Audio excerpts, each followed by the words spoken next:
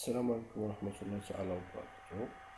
إذا الحصة ديال اليوم إن شاء الله سوف نتطرق إلى إنجاز تمرين يمكن من حساب بعض التكاملات.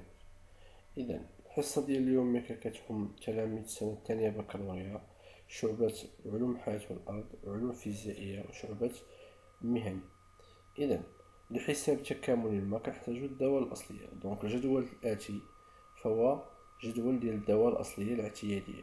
مثلا الدالة الأصلية ديال دالة ثابتة هي أx، الدالة الأصلية ديال x هي x أكار على جوج، الدالة الأصلية ديال x أس n تكتب على الشكل التالي، وهكذا. دونك هو الدوال الأصلية الاعتيادية ديال بعض الدوال. إذا نشوفو الآن طريقة كيفاش نحط بعض الأمثلة لتحديد الدوال الأصلية. المثال الأول: مطلوب منا تحديد الدالة الأصلية ديال x ناقص واحد. كنلاحظ الآن الدالة f ل x كتكتب على شكل مجموع دالتين.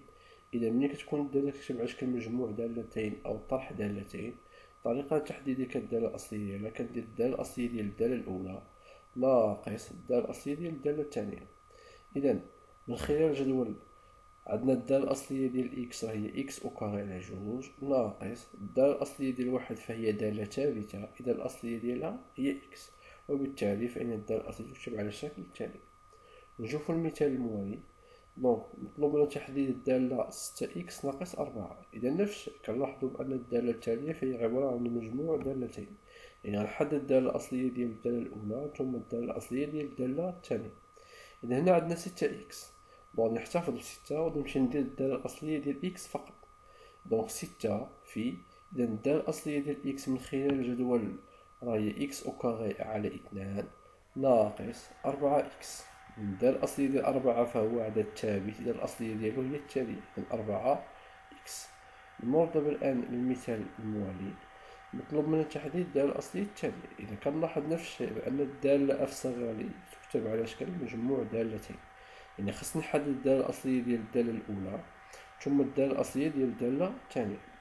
إذا الدالة الأصلية ديال x أس 5، إذا الدالة الأصلية ديال x أس 5 هي x أس 6 على 6. كيفاش لقينا x أس 6 على 6؟ إذا هنا عندنا أس 5 وغادي نزيد عليه واحد، 5 زدنا على واحد فنلقاو هي 6. هذاك الشيء اللي لقينا هنايا غادي نقسم عليه على 6 ناقص، هنا عندنا العدد مضروب في x أس 4. العدد كنحتفظ به 3 كنخليها، غادي نمشي ندير الدالة الأصلية ديال x أس 4. كيفاش غادي نلقى الأصلية ديال x أس 4؟ كنحط x، عندنا هنا 4 غنزيد على واحد، إذا زدنا على واحد غتولي هي 5، إذا غتولي هي x أس 5 على 5. نمر دابا الآن المثال الموالي. إذا نفس الشيء هنا كنلاحظ بأن الدالة عبارة عن مجموع، يعني غندير الأصلية ديال الدالة الأولى ثم الأصلية ديال الدالة الثانية ثم الأصلية ديال الدالة الثالثة. هنا عندنا x أس 3، دونك من خلال الجدول قلنا بأن x أس 3، هنا عندنا أس 3 غنزيد عليه واحد، إذا زدنا واحد غتولي x أس 4. هذاك الأس اللي ولا عندنا هنا غادي نقسم عليه. إذا نمر الدالة الثانية x، دونك من خلال الجدول قلنا الدالة الأصلية ديال x هي x أكاري على جوج زائد الأصلية ديال دالة ثابتة واحد راه هي x. نمر الآن للمثال الموالي. إذا عندنا، إذا مطلوب منا تحديد إذا الدالة الأصلية ديال واحد على x زائد كوس x. كنلاحظ أن الدالة هنا عبارة عن مجموع، إذا الدالة الأصلية ديال واحد على x غيعطينا إذا ln دو x ثم زائد الدالة الأصلية ديال كوسينيوس من خلال الجدول، فإن الدالة هو الكوسينيوس الدالة الأصلية ديالو هنا راه هي السينيس، إذا تولي عندنا كوسينيس إكس الأصلية ديالو هي السينيس. نمر للمثال الموالي. إذا نفس الشيء هنا عندنا إذا اف ل إكس كتساوي واحد على جوج مربع إكس ناقص جوج. إذا كنلاحظ بأن الدالة اف صغيرة تكتب على شكل مجموع دالتين، الأصلية ديال واحد على جوج مربع إكس حسب الجدول فإن كيساوي جوج مربع إكس. دونك غنحيد الآن جوج مربع واحد على جوج مربع إكس ونعوضو باثنان جوج مربع إكس ناقص، بما أن عندنا ناقص غنحافظ على نفس الإشارة، الأصلية ديال اثنان راه هي اثنان إكس. أخيرا المثال الأخير. إذا حدد الدالة الأصلية ديال ناقص واحد زائد جوج على إكس، دونك ناقص واحد فهو عدد ثابت، الأصلية ديالو هي ناقص إكس. هنا اثنان غنحتفظ به، غتبقى عندنا الأصلية ديال جوج على إكس، الأصلية ديال جوج على إكس هي جوج على القيمة المطلقة ديال إكس. نمر الآن للتمرين الأول. التمرين الأول مطلوب منا تحديد حساب بعض التكاملات التالية.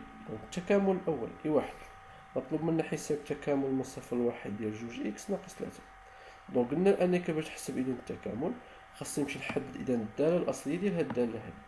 دونك باش نحدد الداله الاصليه ديال هاد الداله هادي خاصني نشوف بعدا واش كتشابه شكل المجموع ام لا. لاحظنا هاد الداله اللي كاين داخل التكامل 2 x-3 فهي عباره عن مجموع دالتين. اذا يعني خاصني نمشي ندير الداله الاصليه ديال الاولى ناقص الداله الاصليه ديال الداله الثانيه اللي هي 3. اذا الا درنا الداله الاصليه تكون على الشكل التالي. دونك عندنا 2 في اكس، دونك 2 راه هو 2. الاصليه ديال اكس من حسب الجدول فينا الاصليه ديالو هي اكس او كاري على 2 ناقص هنا الداله 3 فهي داله ثابته، دونك الاصليه ديالها هي 3 اكس. الان بقى لنا دابا الحساب. كنلاحظوا هنا بين معقوفات راه عندنا واحد التبسيط.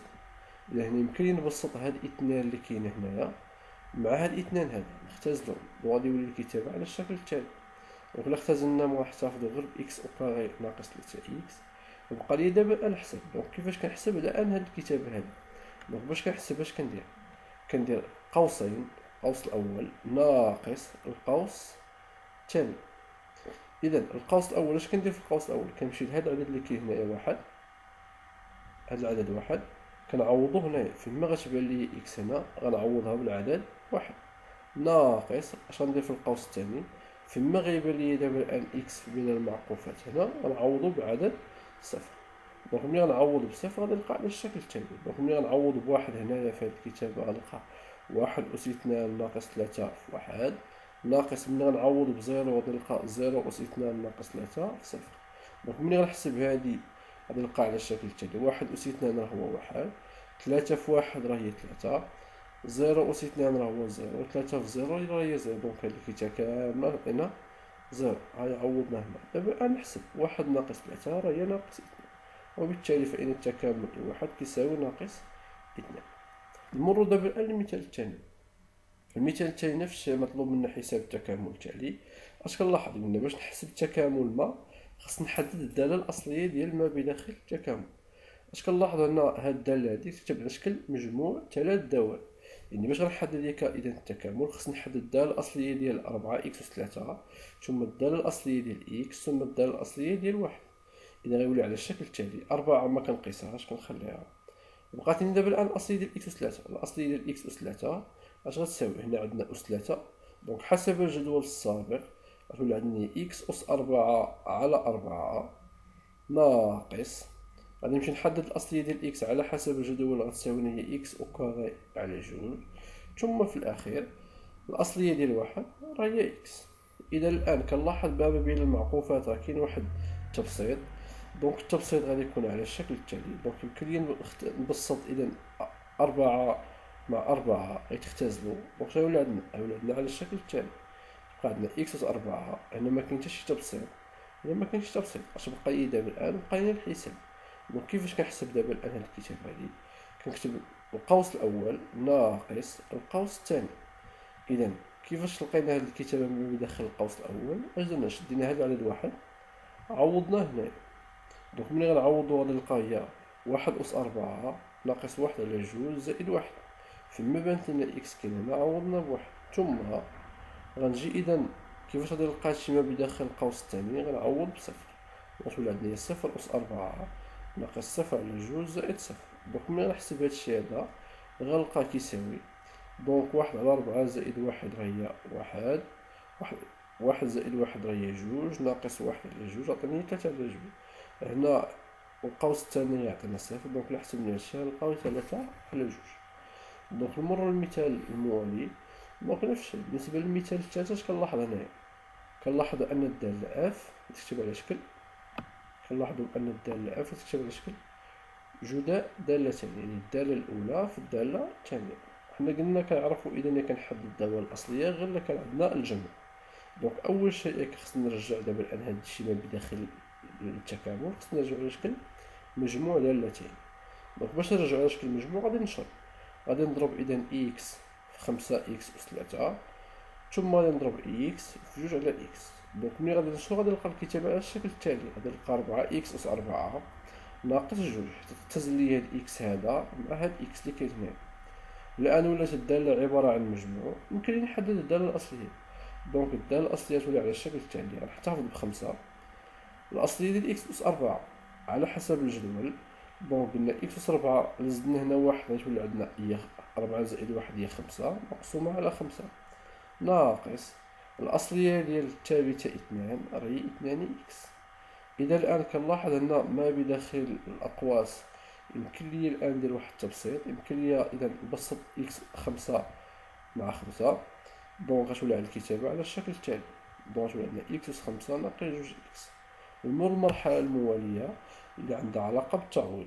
دونك اش قلنا أول شيء باش كنحسبو هاد الكتابة الأخيرة هادي كنعوض المرة الأولى بإثنان هنايا ناقص نعوض المرة الثانية بواحد وكتساوي. دونك كندير القوس الأول ناقص ثم القوس الثاني. دونك نعوض الآن بالعدد اثنان داخل الأقواس غتولي عندنا جوج أس 5 ناقص جوج في جوج. نمشي نعوض في القوس الثاني بالعدد واحد. دونك ما بين داخل الأقواس غنعوض هنا إكس بواحد غتولي عندنا واحد أس 5 ناقص جوج في واحد. دونك غتولي على الشكل التالي جوج أس 5 إلا حسبنا هادشي داخل الأقواس غنلقاو يساوي 28. إلا حسبنا هادشي داخل الأقواس غنلقاو كيساوي ناقص واحد مع الناقص غيولي زائد واحد. دونك 28 زائد واحد غيعطينا هي 29. نمرو للمثال الرابع. إذا المثال الرابع إذا مطلوب منا حساب التكامل التالي. اش كنلاحظو باش تحسب لنا التكامل خاصنا نشوف الطبيعة ديال الدالة ما بداخل التكامل. دونك كنلاحظ أن هاد الدالة اللي كاينة داخل التكامل فهي عبارة عن مجموع دالتين. إذا غنحسب التكامل ديال الدالة الأولى ثم الأصلية ديال الدالة الأولى ثم الأصلية ديال الدالة الثانية. الأصلية ديال واحد على جوج ضرب مربع إكس حسب الجدول كتساوي جذر مربع إكس. الأصلية ديال واحد على إكس حسب الجدول كتساوي ألين دو إكس. إذا نبقى دابا الآن إلى الحساب. دونك باش نحسب دابا الآن كندير القوس الأول ناقص القوس الثاني. إذا كيفاش كنلقاو دابا الآن العدد اللي كاين داخل هذا القوس هذا اش كندير كنمشي ناخد هذا العدد 4 كنعوضو ما بداخل المعقوفات. دونك يولي عندنا جذر مربع 4 ناقص ألين 4. دونك هنا تخلصنا من القيمة المطلقة. علاش؟ بما أن إكس ينتمي إلى المجال 1/4 وهذا المجال فهو يحتوي على الأعداد الموجبة. دونك يمكن لي نتخلص من القيمة المطلقة ثم ناقص. نمشي دابا الآن نعوض بواحد. غادي نعوض هاد العدد الواحد اللي كاين هنا غنعوضو ما بداخل المعقوفة. وفما غادي نلقى إكس هنا غنعوضو بعدد واحد. دونك يعطينا جذر واحد ناقص ألين واحد. دونك نجي نحسب هادشي هذا. جذر 4 فهي 2. ألين ديال 4 راهي ألين 4 ما تغيرش غتبقى نفسها. جذر واحد راه هو واحد. ألين ديال واحد هو صفر. دونك ملي نجي نحسب دابا الآن نتخلص من الأقواس غتولي عندنا إذا جوج ناقص 4 هنا تبقى عندنا ناقص واحد. دونك 2 ناقص واحد راهي واحد ناقص ألين 4.